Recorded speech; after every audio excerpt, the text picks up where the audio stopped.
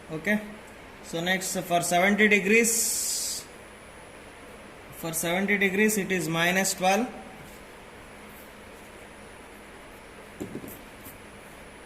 This is for 60 degree, and 70 degree it is minus 12.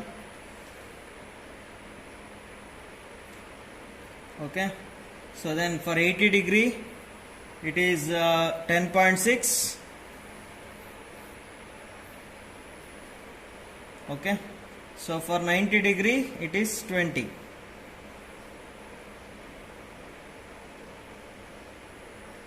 Okay, so now similarly plot the from 360 degree to 270 degree. Okay, so here for 360 degree we have 0 dB, so you will get same point.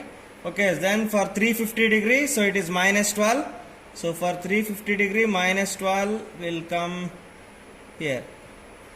Okay, so then for 20 degrees it is for 340 degrees it is minus 18.2. So next for 330 degrees it is minus 19. Sir, pause moment. Okay, so now I have plotted all the points. Okay, so now draw the curve by joining all these points. Okay,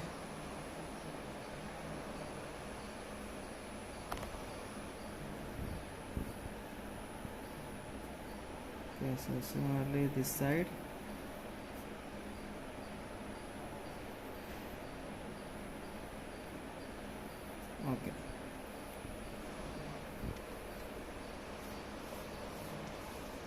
Okay, so this is our radiation pattern.